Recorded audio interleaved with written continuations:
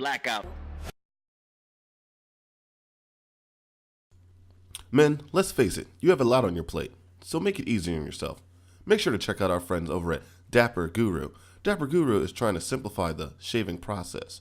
Their natural, long-lasting handcrafted soaps and distinct scents give you a clean shave without all the junk chemicals and jargon, so you can get back to living.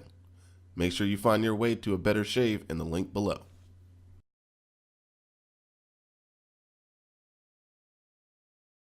Hey everybody, it's your boy, Ernest Stewart, aka Trunigo, and this is Political Blackout. So I'm gonna try and condense this video as much as I possibly can. There's a lot to go over. What we're gonna be covering today is the unfair treatment that the mainstream media has with our boy Kanye West. At the outset, I'm gonna make something abundantly clear. We all know he is not specialized in any field, and in a lot of cases, we always knew that he flew off the handle. And there's sometimes that he's just said some crazy stuff throughout the years. We can all agree with that, right? We're good. We got that out the way. All right, so we're not actually talking about that. However, what I do want to talk about is the media's treatment of Kanye. I find this extremely unique. Okay, for a black hip hop artist that simply just came out in support of the president, or just happens to lean right. What the media has done to him, particularly, is something that I find really abhorrent, and I think that really needs to be dealt with. I'm not going to really deal so much so with exactly what Kanye said. I will be going over some of that, but I just want to kind of focus on the media's portrayal of Kanye and the things that they're doing to kind of undercut some of his messaging. So to start this off, what I really want to talk about is, more than anything else, how easy it is for one to get excommunicated from black society or black culture as a whole. Okay, so people will say, and even in some of these clips, later on in some of these clips, a lot of people will say things like that it's not a monolith of thought, right? You can be a free and open-minded individual and all of this good stuff. But you're going to find out that a lot of these people are nothing more than gatekeepers of certain leftist ideals, whether they be Marxist, socialists, or just, people that are just embedded in the Democrat Party with leftist ideals. You're going to find out very soon that they're talking out of two sides of their mouth. On one side, they're saying, hey, black man, you could be open-minded. You could be on whatever side of the aisle you want. But then on the flip side, you're going to see very, very quickly how soon and how fast the gatekeepers of thought will jump into this and tell you exactly the reasons why you're wrong or you're horrible. The best example I have of this coming up first is going to be the wannabe wordsmith rapper Michael Eric Dyson. And I'm going to play a clip for you guys real quick of Michael Eric Dyson, and you'll see exactly how this is going to start off. This is white supremacy by ventriloquism. A black mouth is moving, but white racist ideals are flowing from Kanye West's mouth. Kanye West is engaging in one of the most nefarious practices yet. A black body and brain are the warehouse for the articulation and expression of anti-black sentiments that have been chin-checked by people with far more rigorous credentials. Did you guys check that out? Michael Eric Dyson, very well-educated man. This is going to preface everything else that I'm going to say in this video. Because at the outset, what you just saw from Michael Eric Dyson was him essentially say that because Kanye has a specific set of views and opinions, they are by default things that have already been rebutted, one, and two, support white supremacy.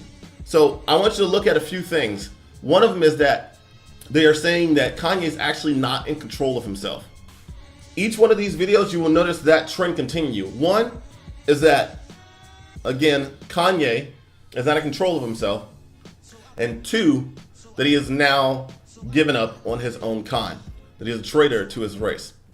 I happen to actually watch that entire video. I've watched it twice. The whole thing, front to center, rewound it, found some clips. I'm actually going to play the clips from the Sit Down and Talk. I highly recommend that everyone actually goes and watches that thing in entirety.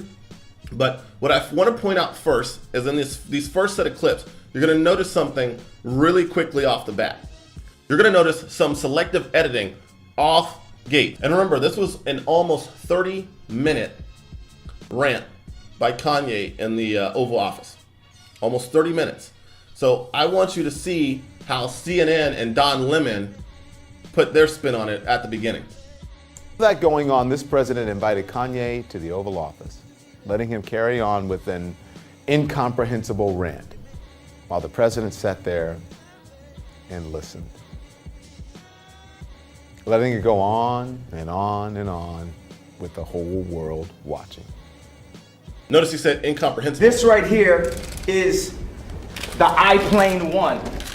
It's a hydrogen-powered airplane, and this is what our president should be flying in. Look at this shirt.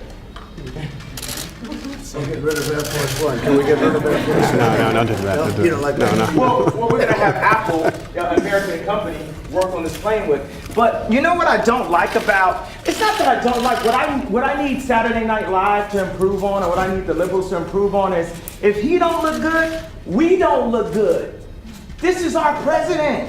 He has to be the freshest, the flyest planes, the best factories, and we have to make our core be empowered. We have to bring jobs into America because our best export is entertainment and ideas. But when we make everything in China and not in America, then we're cheating on our country.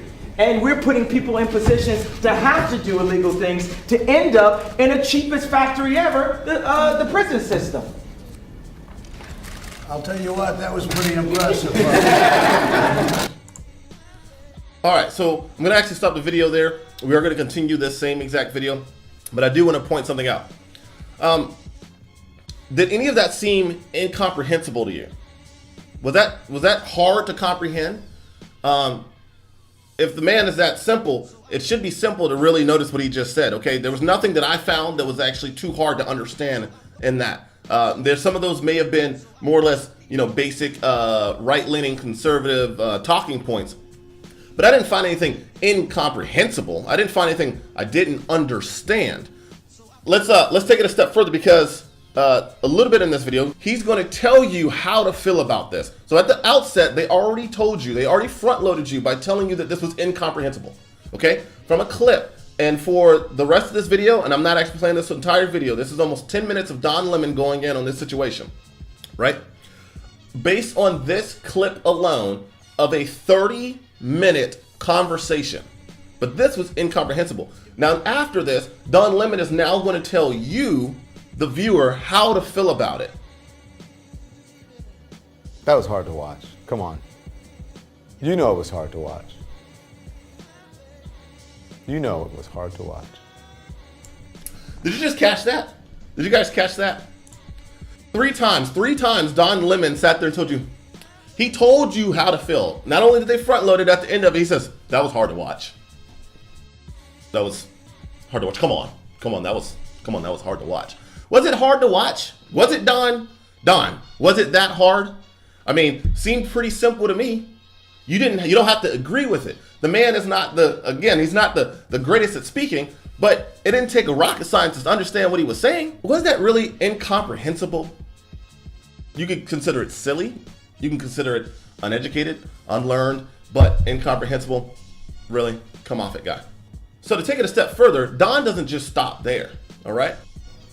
That laughter, this is not funny. They were laughing there. This is a man Subjectively, who needs help. They clearly found it funny. Help. I've said it before.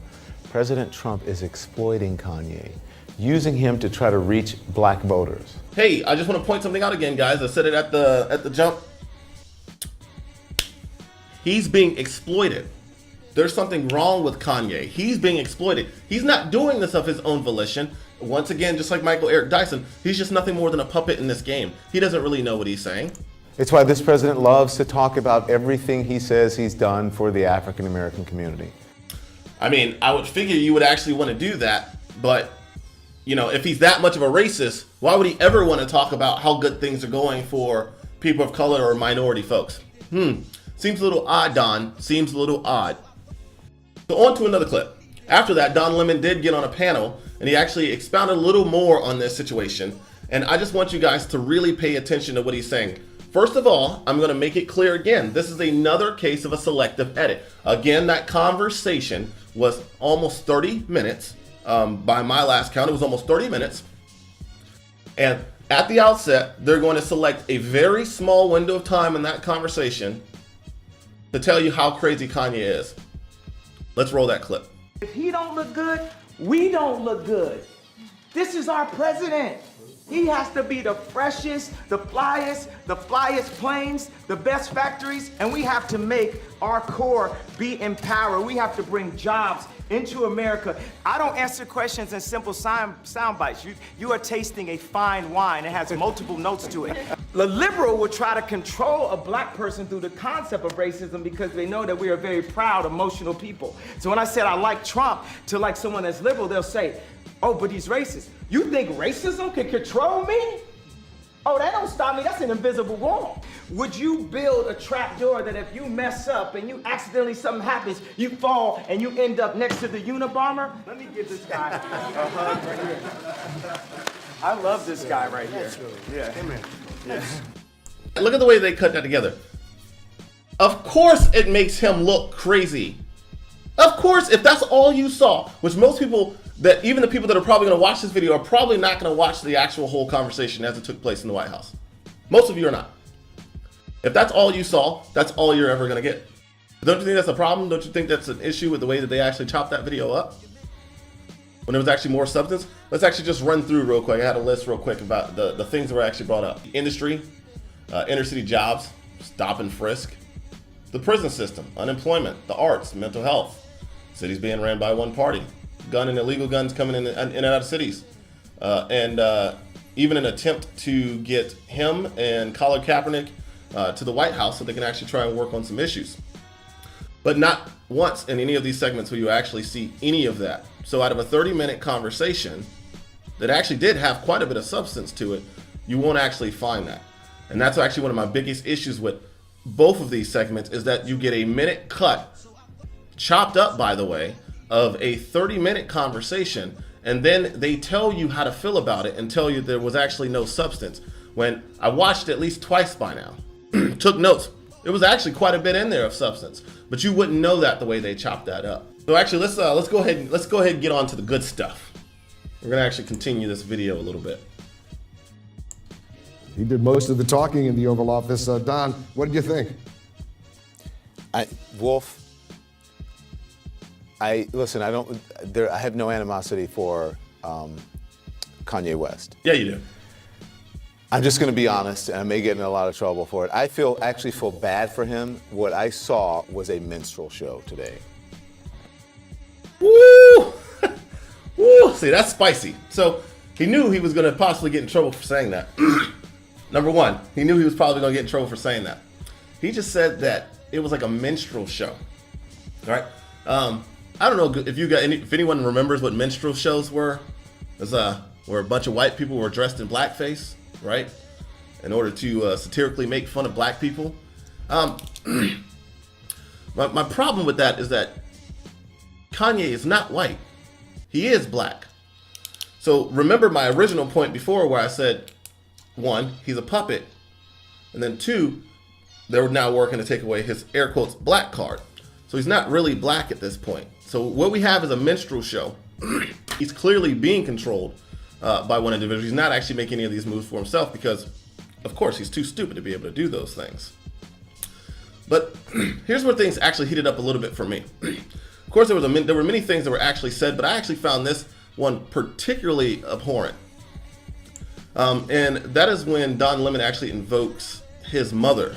I don't know why he felt the need to do this. This actually seemed a little out of bounds last time I checked. You know, family, wives, and stuff like that are normally off base. You know, make fun of the person that is that's involved themselves politically in the game. They are absolutely free game. But I found this one particularly surprising, and he just runs with it. Let's roll that clip. It's normal. This was an embarrassment. Kanye's mother is rolling over in her grave. Did you guys catch that? I'm going to run that back again, because that is probably one of the worst things I've actually ever heard said about somebody in the mainstream. This was an embarrassment. Kanye's mother is rolling over in her grave. So this guy gets on TV and has the gall to say that someone else's dead mother is rolling in their grave.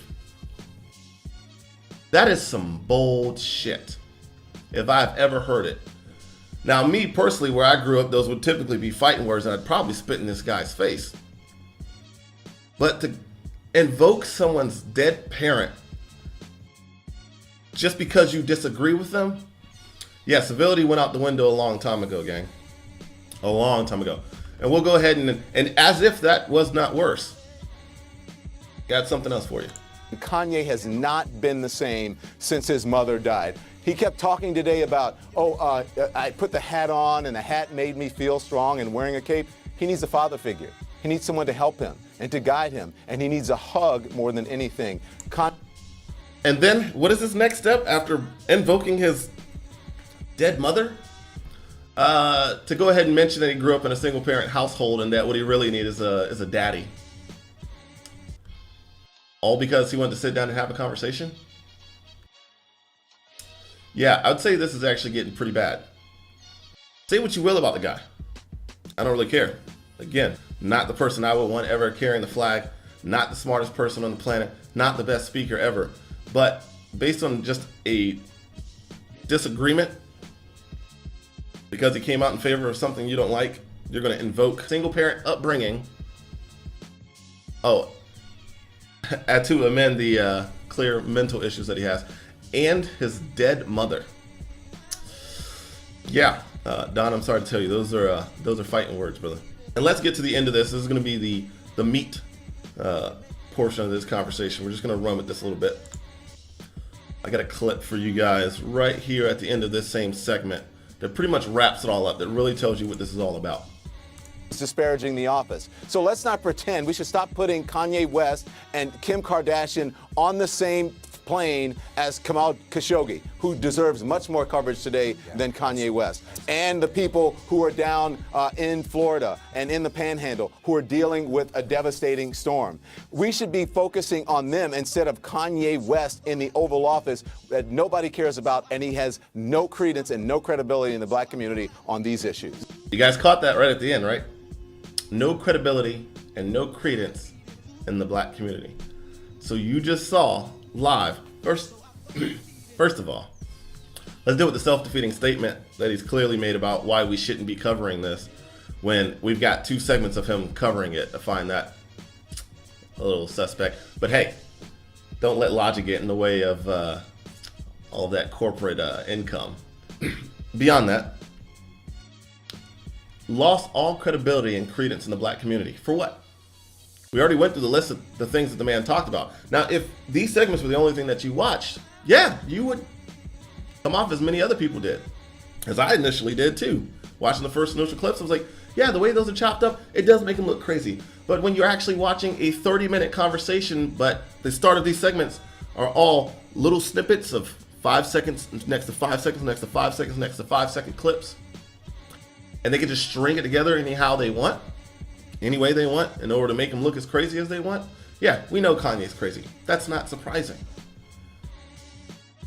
But to start off by telling people that before it even begins, before I even show you a clip, that it was incomprehensible, man, anyone that's actually watching this right now, go pull up the full conversation. This is one of the reasons why I don't watch any cable news.